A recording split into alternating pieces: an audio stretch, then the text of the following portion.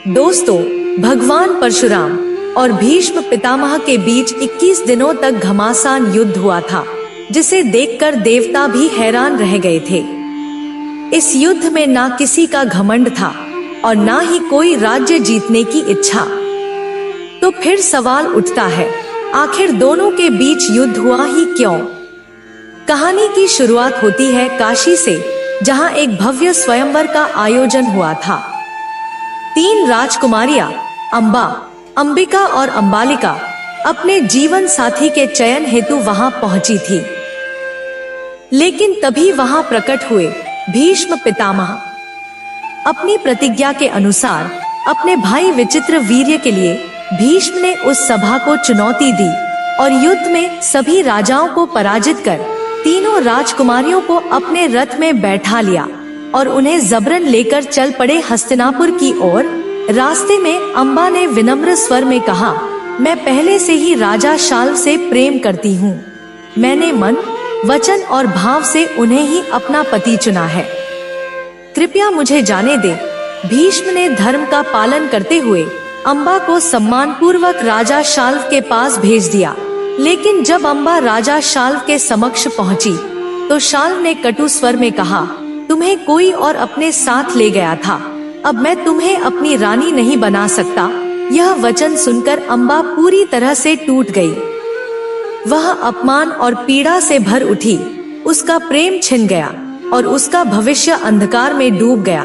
तब उस अपमान और अस्वीकार की अग्नि में जलती हुई अंबा ने प्रतिज्ञा ली, जिसने मेरा जीवन छीन लिया, जिसने मेरा प्रेम छीन लिया, मैं उसे नहीं छोड़ूंगी।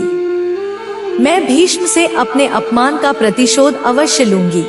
यह प्रतिज्ञा लेकर अंबा प्रतिशोध की अग्नि में जलती हुई पहुंची भगवान परशुराम के द्वार। परशुराम जो स्वयं नारायण के अवतार थे, परंतु उनके क्रोध से देवता तक कांप उठते थे। अंबा ने कांपते स्वर में बोली, हे भगवान, सब कुछ भीष्म ने मुझसे छीन लिया। पहले उन्होंने मुझे बलपूर्वक स्वयंवर से हरण किया और अब वे मुझे स्वीकार करने से इनकार कर रहे हैं। मैं समाज की दृष्टि में न तो कुलवधू रही और न ही कुलकन्या। मेरे पास अब खोने को कुछ नहीं बचा सिवाय न्याय की पुकार के। आप ही मुझे न्याय दिला सकते हैं। अंबा की बात सुनकर परशुराम को क्रोध आया। उन्होंने कहा, भीष्म मेरा शिष्य है, लेकिन अगर उसने अन्याय किया है तो मैं न्याय के लिए उससे युद्ध करूंगा। परशुराम जी भीष्म को बुलावा भेजा। जब भीष्म को परशुराम जी का संदेश मिला तो उन्होंने श्रद्धा से सिर झुकाया और हाथ जोड़कर परशुराम जी को प्रणाम किया। किंतु जब बात अंबा से विवाह की आई तो भीष्म ने साफ कहा, हे गुरुदेव, मैंने जीवन भर ब्रह्मचारी रहने की प्रतिज्ञा ली है। मैं किसी से विवाह नहीं कर सकता, चाहे परिणाम कुछ भी हो। परशुराम बोले, अगर तू विवाह नहीं करेगा तो फिर युद्ध होगा। अब युद्ध का मैदान तय हुआ। एक और गुरु परशुराम थे, दूसरी ओर शिष्य भीष्म थे। युद्ध का शंख बजा, लेकिन भीष्म अपने रथ से उतरकर हाथ जोड़कर शांत भाव से परशुराम की ओर कदम बढ़ाए। गुरु के पास पहुंचकर उन्होंने श्रद्धा से सिर झुकाया और बोले, गुरुदेव, मैं जानता हूँ कि आज हम युद्ध भूमि में आमने सामने हैं। आप मेरे पूज्य हैं और मैं आपका शिष्य हूँ, किंतु आज मैं धर्म के पथ पर खड़ा हूँ। कृपया मुझे आशीर्वाद दे कि यदि मेरा धर्म सत्य है तो मैं इस युद्ध में विजयी हो। परशुराम मुस्कुराए। उनकी आंखों में क्रोध नहीं था, बल्कि अपार तेज और ज्ञान की गरिमा झलक रही थी।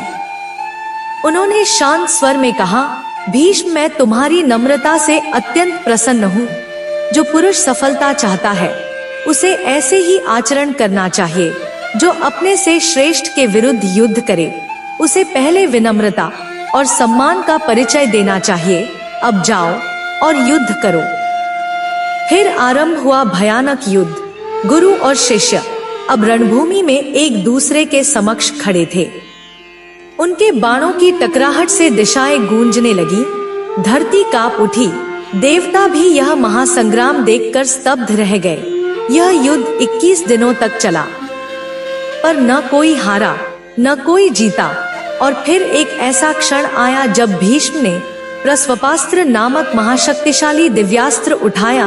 वह अस्त्र जो शत्रु को अचेत करने में सक्षम था। भीष्म जैसे ही उसे परशुराम पर चलाने वाले थे, तभी आकाश से दिव्य वाणी गूंजी, हे भीष्म, यह तुम्हारे गुरु हैं, उन पर इस अस्त्र का प्रयोग मत करो, यह उनके सम्मान का अपमान होगा। आकाशवाणी सुनकर भीष्म स्तब्ध रह गए। उन्होंने तत्काल अपने हाथ रोक लिए, अस्त्र नीचे कर दिया। उसी क्षण परशुराम बोले, भीष्म, मैं तो युद्ध से पीछे नहीं हटता। या तो तुम मेरा वध करो या इस रणभूमि से लौट जाओ, मैं युद्ध से विराम नहीं लूंगा। भीष्म ने हाथ जोड़कर उत्तर दिया, गुरुदेव, मैंने यह युद्ध आपकी आज्ञा से किया था। यदि अब आप चाहते हैं कि मैं युद्ध समाप्त कर दूं, तो मैं आपकी इच्छा का पालन करते हुए इस रणभूमि से लौट रहा हूं। और यही समाप्त हुआ वह महासंग्राम, जिसमें कोई हारा नहीं, परंतु धैर्य, मर्यादा और धर्म ने विजय पाई। दोस्तों, अगर वीडियो अच्छा लगा हो तो चैनल को सब्सक्राइब करें, लाइक करें और कमेंट में जय श्री कृष्ण लिखें।